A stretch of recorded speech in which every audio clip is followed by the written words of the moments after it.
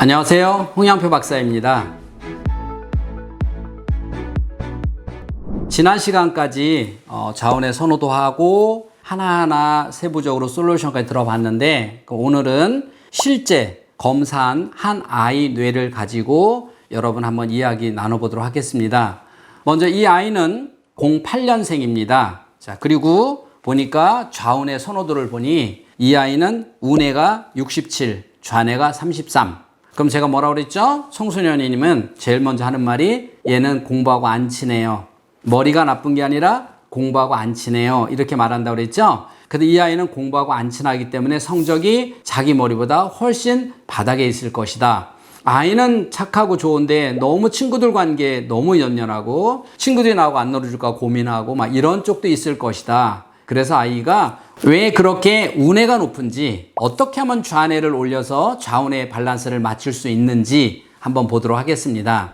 먼저 여러분 그래프에서 추상과 언어 지난 시간에 배웠던 것처럼 베르닉의 영역과 브로카 영역을 보니까 언어가 조금 떨어져 있어요. 그런데 제가 봐서 이 정도는 큰 문제가 되지 않습니다. 그 옆에 수리와 추리를 보니까 수리력과 추리력도 나란해요. 이해력도 좋고 또 쉬운 거나 복잡한 걸 다 잘할 수 있는 기본 머리를 가지고 있어요. 그러면 우뇌에서 보니까 우뇌는 협응의 기준은 구성이라고 그랬죠.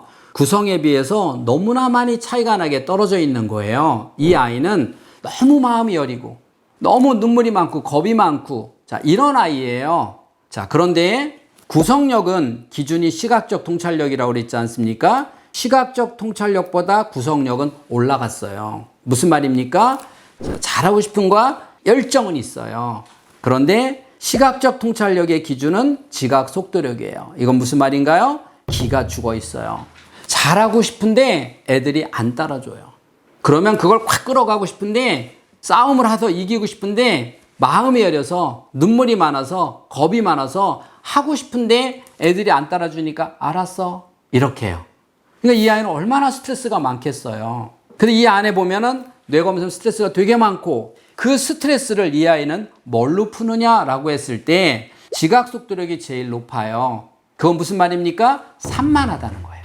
몸의 감각이 떨어지면 세워라 내워라인데 반대로 높으면 어떻게 해요? 산만하죠. 그래서 이 친구는 우뇌에서 가장 높은 게 몸이 산만하고 두 번째로 높은 게 손이 산만해요.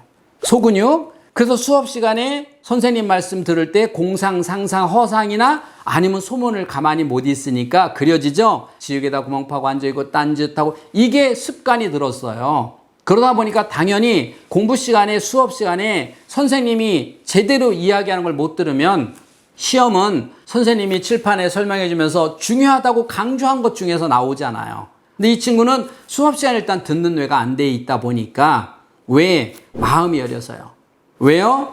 기가 죽어 있어서요. 그래서 그것 때문에 너무 손이나 몸으로 스트레스 푸는 게 뜨다 보니까 우뇌형이 돼버렸어요. 그러면 이 친구는 어떻게 해야 될까요? 먼저 마음 여린 거 바꿔주는 방법 얘기했죠. 지금부터 6개월 계획을 세워서 누가 집안에서 기를 죽이고 있는지 마음 여린 애들은요 유리그릇이에요. 건들기만 해도 깨져요. 근데 마음이 여리지 않은 애들은 질그릇이에요. 던져도 안 깨져요. 근데 얘는 하고 싶은 열정은 있으니까 외향적, 내성적이에요. 되게 활발한 것처럼 보이는데 질그처럼 보이는데 그 안에는 너무나 얇은 유리그릇이 숨겨져 있어서 건들기만 하면 깨져요. 그 외향적, 내성적이라는 거죠. 그러다 보니까 이 친구는 스트레스도 많아서 스트레스는 단기 기억을 장기 기억으로 저장하는 것을 방해를 해요.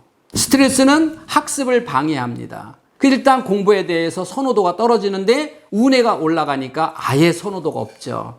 그래서 이 친구는 자운의 밸런스만 맞추면 상당히 성적이 좋아질 아이예요. 그래서 마음 여린 거 바꾸고 누가 집에서 기죽이는 사람이 있는지 그거 바꾸고 그 다음 집안에서 가장 이 친구가 못하는 게 자기가 계획하고 실천하는 거 그리고 자기 물건 정리하는 거. 자, 이게 안 돼요. 그래서 자기 물건 정리하는 것부터 하나하나 훈련을 해야 되고요. 그리고 계획하고 실천하는 거는 아침부터 저녁까지 다 계획하고 실천하는 게 아니라 그 중에 하나만 오늘 하루에 책을 몇 분 읽을 건지 아니면 영어 단어를 몇 개 외울 건지 아니면 스마트폰 하루에 얼마큼 할 건지 자, 이런 것 중에서 가장 관심 있는 거 하나를 먼저 계획하고 실천하는 뇌를 만들고 그 하나가 되면 내가 이렇게 하나가 되네? 그때 하나하나 계획하고 실천하는 뇌를 만들어서 그렇게 3 내지 6개월 가면 자원의 밸런스가 맞고 그러고 나면 이 친구가 선생님 말씀을 잘 듣는 훈련을 통해서 다시 감각 유연을 발달시키면 정상으로 돌아올 아이입니다. 이렇게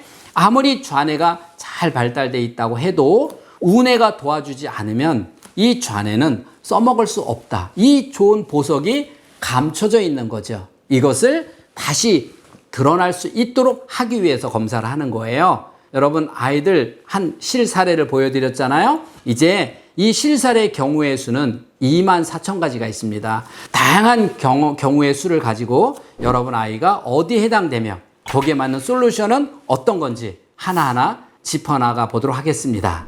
여러분 혹시 이 그래프 보시고 궁금한 거 있으시면 댓글 주세요. 언제든 명쾌하게 답드리도록 하겠습니다. 지금까지 인간수업의 홍양표 박사였습니다. 감사합니다.